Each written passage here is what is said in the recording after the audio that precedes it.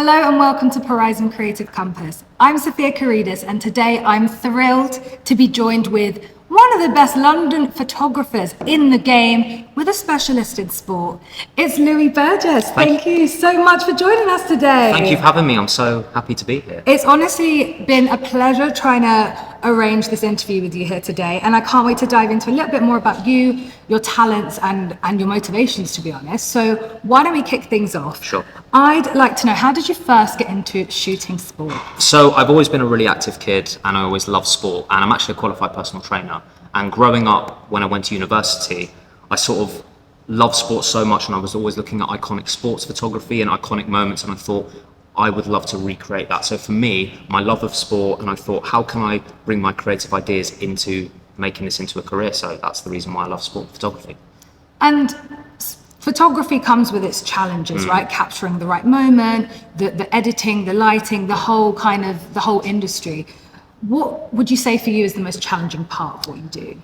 I think the most challenging part is you only get one shot. I mean, if you look at most sports photographers, realistically, when that knockout happens, when that goal happens, when that trophy lift happens, you only get one chance. If you turn around and say to the client, I didn't get it, but that's what I love the most. For me, it's putting myself in a situation where I know that this is or could be the best shot of my life. And I look back at so many of my images, so many of my shots, and I can recreate those moments and relive them, and that's why I absolutely love it. But the challenge for me is it's the most amazing thing. I don't want to be in a situation where I can just go through 100 photos and I can pick 90. For me, it's you get that one opportunity, that one shot, and if you miss it, then you're done. So that's why I love it so much. It's like the lyric, you only get one shot. You only get one shot, exactly. Talking about all your projects, so is there a specific shot that for you has stood out for you in all your portfolio? What is the thing you're most proud of? So there's one project, and also there's a couple of shoots. My most proud project is working for Italia 90 on Channel 4, working with all the England legends, Paul Gascoigne, being there. As a football fan,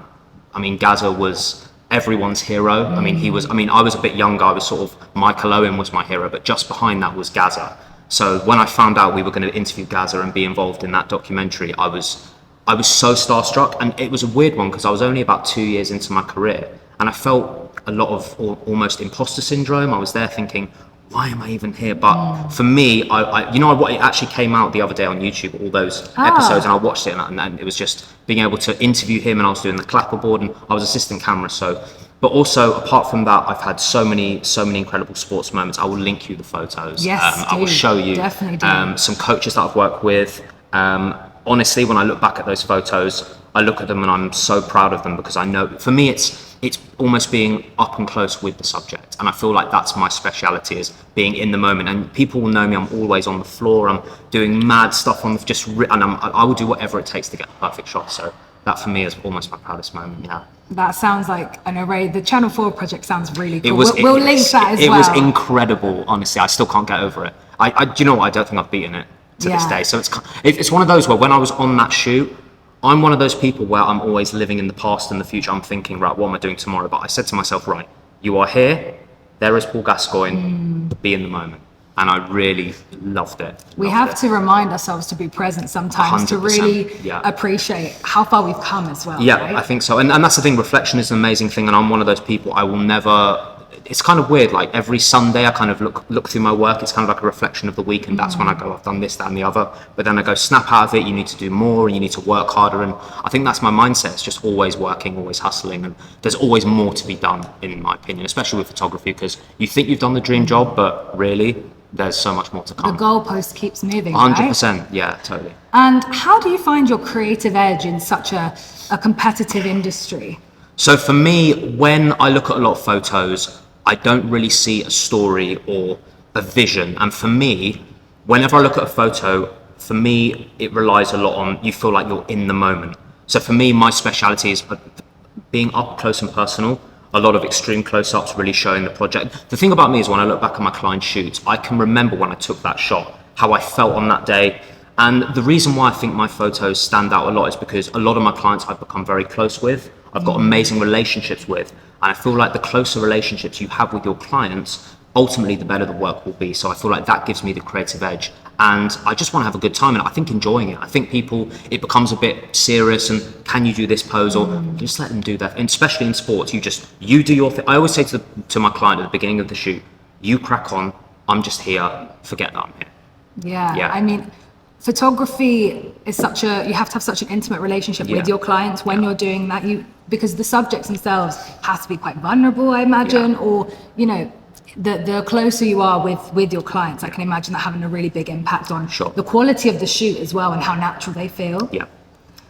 And I'd like you to tell me, have you had any mentors or specific influences in your life that have really guided your career? So I'm going to give a shout out to my parents. My mum is a performer, so she's pretty much performed in most West End shows that you guys probably will know. So from a very young age, from the age of around 4 or 5, every Saturday we would go into town. We'd have our own box, me, my dad and my sister, we'd be crawling around in the box and we'd be seeing my mum perform, and it was kind of a weird one because I grew up thinking that this was a normal job, but really it was incredible and you just get invited to events and you'd be around these people and you see these shows. My mum's been in Chicago, Wicked, Les Mis, Oliver, she's done it all. So for me, seeing that from a young age, it didn't put pressure on me, but I felt when you see your mum perform and then 3,000 people are on their feet, you're thinking, right, I need to live up to this. So it's a really nice pressure. And I always say to my mum, I want to live up to what you've done. And she goes, no, you don't need to. And my dad's a writer as well. My dad writes musicals, radio, advertisements. So I've kind of, it's not pressure, but I want to do my parents' inspiration, I think so, yeah. And my mum, she won't mind me saying this, she is my hero, because when I see her perform, honestly, it kind of hits home that, you know, when I see people rising and, you know, people after the show backstage wanting autographs and pictures, and it's so like, that's my mom, and I want to live up to that. So hopefully one day I can get in that position where